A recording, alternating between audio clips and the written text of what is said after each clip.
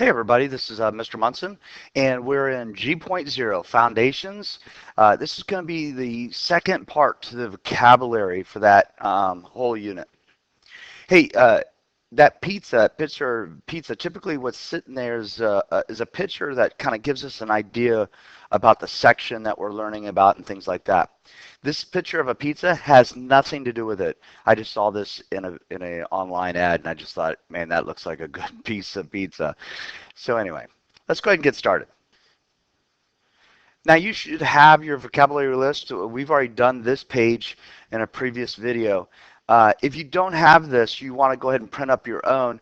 Look down in the description box just underneath this video on YouTube, and you'll see a link to this vocabulary list, and you can just print up your own. All right, let's skip to the page in the section that we were left off on. All right, so on this second page, I'm going to zoom in a bit. All right, we left off not doing this one, so this is where we're going to start. So it says a blank or axiom is an accepted statement of fact.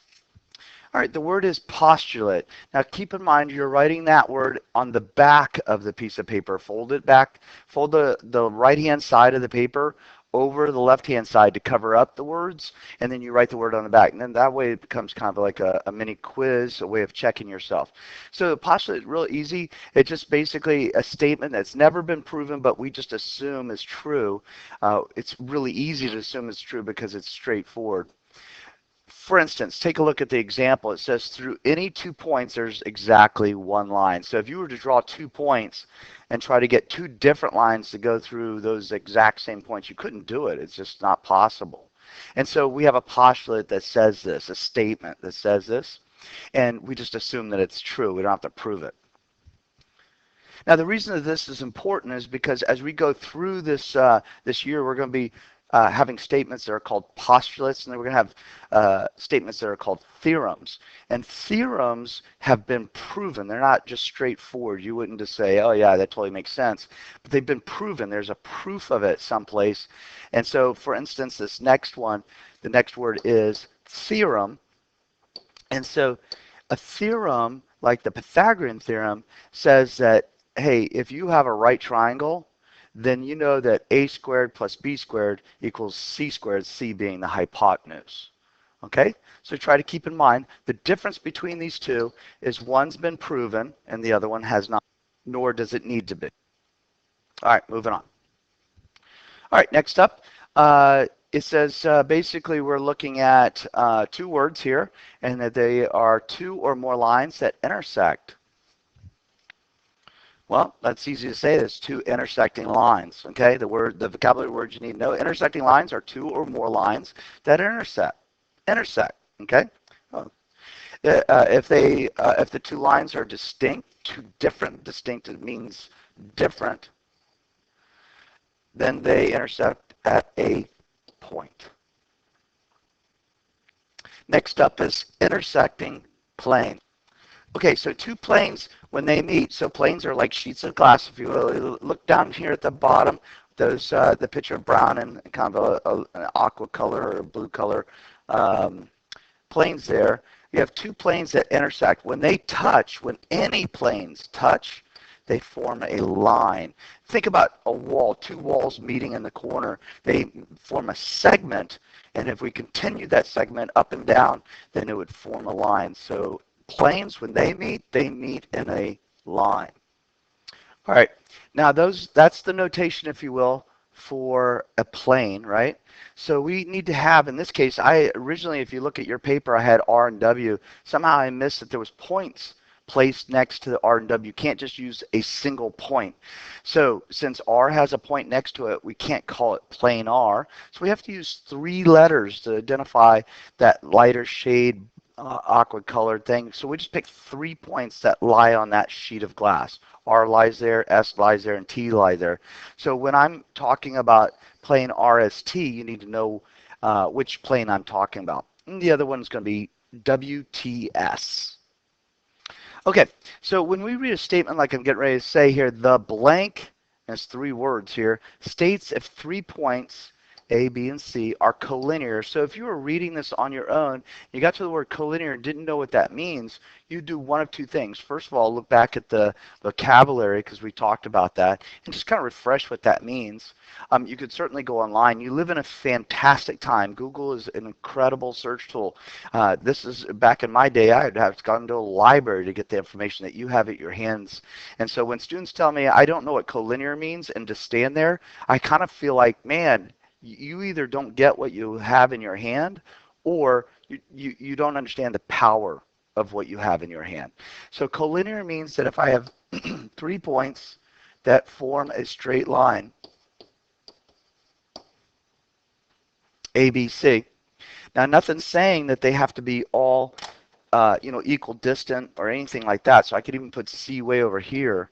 What this theorem says is that, what this statement says is B is between A and C, which it is in my hypothesis. It says that AB plus BC equals this whole thing of AC. And so the words that we're looking here are the segment addition postulate. And there's that word postulate. So what that's saying is, hey, this is just a statement that we can all agree on is true. If I add 2 smaller segments together, they equal a larger segment. I don't have to prove that that's true. Now again, remember you're writing the words that are in the blanks there on the other side, but when I further the discussion like this down below, you go ahead and write that information in those lines. All right, so the next part here, symbol knowledge, says the measure or distance between points A and B is written AB with nothing above it. Then it says the line that contains AB is written like this. So they said line. So I'm going to, whoops. That would be the notation for the line AB. And then the line segment for AB would be AB with a bar above it, like that, a segment. Now keep in mind that this is a document that's used for you to understand what we're talking about. And so you should keep this handy so you can always go back and look at it. If you just fill in the blanks and you don't analyze things like this picture on your own time, then it really is not giving you the full power of what you got. Hey, as I look up here, I notice I forgot to add in what belongs in that blank up here with intersecting planes. So let's see if we can go back up there and look at that. Okay, so plane RST and plane WTS intersect at a line. And so we're going to say the line ST, and I'll use the notation for that. All right, one of the most used formulas we do this year is the distance formula. This is an example of the distance formula. Another way of writing the distance formula might look like this.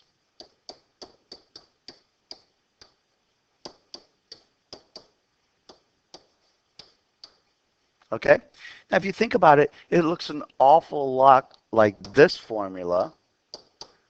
And that formula, you know, is the Pythagorean theorem. And it's no coincidence. They're both the same formulas. Okay? All right, so let's write in the word distance formula.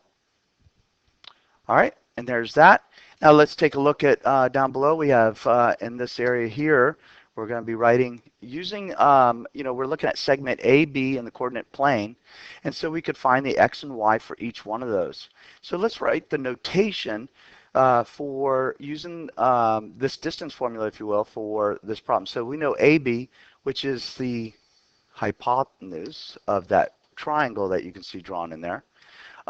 That's equal to AC squared and BC squared. And again, that's the Pythagorean theorem looking at that problem as a triangle problem. A lot of times students just simply grab the X and Y from the coordinates of A and B, plug them in, take the square root of it, and you have your answer of the distance between A and B. It's all the same. All right, the midpoint of a segment is the point that is equal distance from both end points. Okay, so now take midpoint and let that be the word on the back, but go ahead and leave endpoints there on the line. Okay, cool. So take a look. M is in the center. That would be another way of saying. But I might say, hey, given points A and B and M as its midpoint, so you should be able to draw a drawing like this. and you can mark it with a single mark like this. That tells you that A to M and M to B are exactly the same length. So if this was 10 units long, then this would be 10 units long. If the whole thing was 40, then I know half of it's here and half of it's here. All right, let's move on. Given 2 points, x1, y1, and x2, y2, then the midpoint formula finds the midpoint.